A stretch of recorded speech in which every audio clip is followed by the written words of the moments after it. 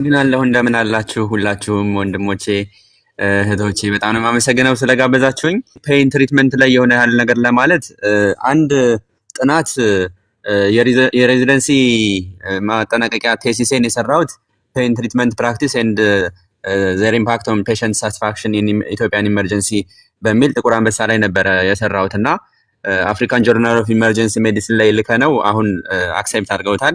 ዚስ ዊክ ኦር ኔክስት ዊክ ፐብሊሽ ይደረጋል። ሰመራይዝ አድርጌ ሼር አድርጋቸዋለሁ በተለያየ የሶሻል ሚዲያ አውትሌቶች። ያገኘነው ፋይንዲንግ በጣም የሚያስገርም ነበረ። 79% የሚሆኑት ፔሸንቶች ማስታገሻ ስጡን ብለው ይጠይቃሉ። በቃ አፋውጥተው ይሄ በቃ ያስፈልገናል፣ ስቃይ ውስጥ ነን፣ ስጡን ብለው ይጠይቁ ነበረ። ከዛ ውስጥ በጣም በሚገርም ሁኔታ ለ51% ብቻ ነው ማስታገሻ የታዘዘላቸው ካርዳቸውን ስናገላብጥ ማለት ነው። እና ከታዘዘው ላይ ደግሞ 41% ብቻ ናቸው መድኃኒቱን ያገኙት የተሰጣቸው። በዋናነት ትራማዶል ነው አገልግሎት ላይ ሲውል የነበረው መድኃኒት በጤናታችን መሰረት። እና እነዚህ ቁጥሮች አሁን ቀላል ቁጥሮች አይደሉም። ያለውን ሪያሊቲ በአንድ ተቋምም ቢሆን የሚያሳዩ ናቸው። ምን ማለት ነው?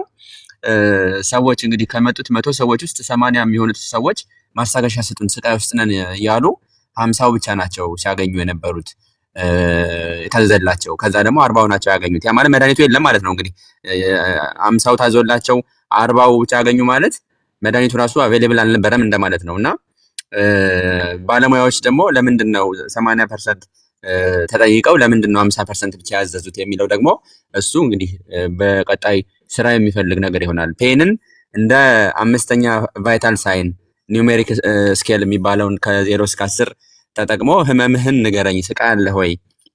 ገጠር አካባቢ ደግሞ ቃንዛ ነው የሚባለው። ቃንዛ ወይም ስቃይ ህመም የሚሰማ ቦታ አለ ወይ? 10 ከመቶ እስከ ዛሬ ድረስ ካለው ህመም ሁሉ የመጨረሻው ህመም ቢሆን፣ 0 ደግሞ ምንም ህመም ባይኖር ቢሆን የሚሰማህን በቁጥር ንገረኝ ተብሎ ስኮር ተደርጎ በደንብ ነው የሚታከመው።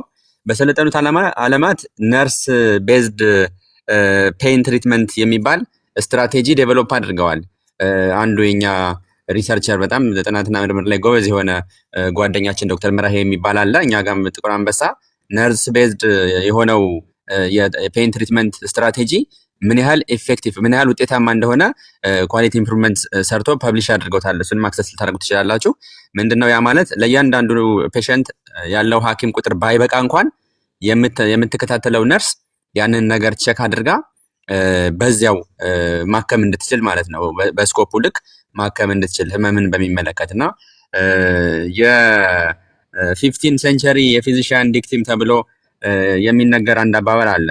the primary purpose of a physician is to cure sometimes አንዳንድ ጊዜ ፍጽሞ ማዳን፣ to treat often ብዙ ጊዜ ደግሞ ማከም መከታተል፣ to comfort always ሁል ጊዜ ደግሞ ኮምፎርቴብል እንዲሆን ወይም ደግሞ ሰው ከስቃይ ነፃ እንዲሆን ማድረግ ነው የሚል ነውና የህክምና አባት ዘመናዊ ህክምና አባት ሰር ዊሊያም ኦዝለርም ይሄን ነገር ባዮግራፊው ላይ ጽፎታል። ብዙ ጊዜ ሂፖክራትስ ነው እያሉ የሚጽፉ አሉ። ሂፖክራትስ እንደዛ አላለም። በመሰረቱ ግን እኛ አሁንም ቢሆን ይመለከተናል።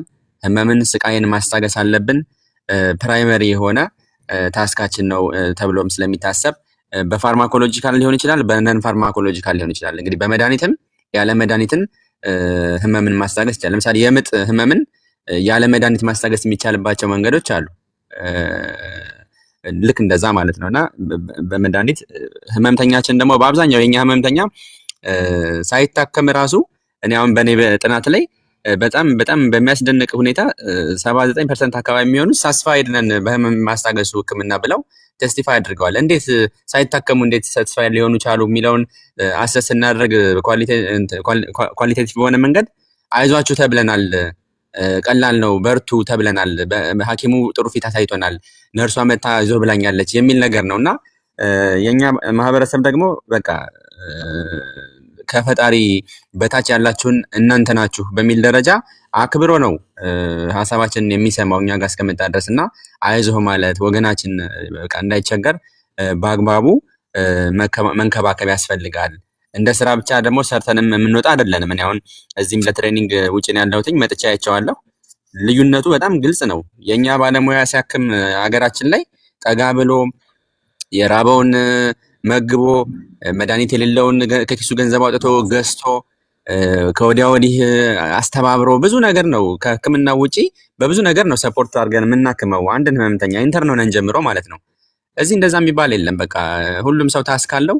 ታስኩን ቆጥሮ ልክ 11 ሰዓት ስትሆን ጥሎ ጥፍት ነው የሚለው ዛስ ነው ማይ ፕሮብለም የሚል ነው ራሱ እንትኑ ሜንታሊቲው እና እንደ ምናልባት ውጭ ሀገር የታከሙ ሰዎች ሊያውቁት ይችላሉ ይሄን ነገርና የኛ ሀገር በዚህ ጉዳይ የተሻለ ነገርም አለው ለማለት ፈልጌ ነው። አቬይላቢሊቲው ምኑን እንግዲህ ዶክተር ወንድም ቅድም ገልጸዋል። ጥቁር አንበሳ አንድ ኢኒሼቲቭ ጀምሮ ነበረ ሞርፊንን ማምረት በጥቁር አንበሳ ሆስፒታል ግቢ ውስጥ ሞርፊንን ለማምረት በሀገር ደረጃ ለማከፋፈል ኢኒሼቲቭ ተጀምሮ ነበረ። እስቲ ከምን ደረጃ እንደደረሰ እሱን እንከታተላለን። አመሰግናለሁ። በጣም እናመሰግናለን ዶክ። በዚሁ በደንብ አስተዋውቃቸው እስኪ ዶክ፣ ለፋሚሊዎች በደንብ አስተዋውቅ እስኪ ዶክ። እኔ እንግዲህ ዶክተር ደመላሽ እባላለሁ። በዋናነት ጥቁር አንበሳ ሆስፒታል ነው ስታፍ ሆኜ የምሰራው። የድንገተኛና ጽኑ ህሙማን ህክምና ስፔሻሊስት ነኝ። በረዳት ፕሮፌሰርነት ማዕረግ አካዳሚክ ስታፍ ነኝ። በተጓዳኝ የማስተርስ ኦፍ ፐብሊክ ሄልዝ የማህበረሰብ ጤና ማስተርስ አለኝ። አሁን ደግሞ በካናዳ ቶሮንቶ በሚገኝ ሰኒብሩክ የሚባል ሆስፒታል ላይ በዩኒቨርሲቲ ኦፍ ቶሮንቶ ስር ያለ ነው አፍሌትድ ሆኖ የሚሰራ ሆስፒታል ነው። እዛ ደግሞ የክሪቲካል ኬር ወይም ደግሞ የጽኑ ህሙማን ህክምና የአይሲዩ ህክምና በፌሎሺፕ ሰብ ስፔሻሊቲ እየሰራሁ እገኛለሁ። ጥቁር አንበሳ ሆስፒታል ላይ እንግዲህ ለ3 ዓመት የድንገተኛ ህክምና ዳይሬክተር ሆኜ ሰርቻለሁ። በተቻለኝ መጠን ስለ ህክምና፣ ስለ ሐኪሞች፣ ስለ ጤና ሲስተም እንደ ሀገር ይበጃል ብዬ ስለማስብ በተለያዩ አጋጣሚዎች በሶሻል ሚዲያ በሊንክድንም በፌስቡክም እንዲሁም ደግሞ ሐኪም ፔጅ ላይም ኢንተርቪዎችም የተወሰኑ ያደረኳቸው አሉ። በቃ እንደ ትውልድ ይመለከተናል ይሄኛ ጊዜ ነው ብዬም ስለማስብ እኛ ካላስተካከል ነው ምንም ነቅነቅ አይልም። ዞሮ ዞሮ በእኛ ጊዜ ያለው ችግር ብዬም ስለማስብ ነው ሀሳቤን ሼር በማድረግ ነው ብዙ ጊዜ የምታወቀው። በተቻለ መጠን ቀና አስተሳሰብ እንዲኖረኝ እለት እጥራለሁ። አመሰግናለሁ።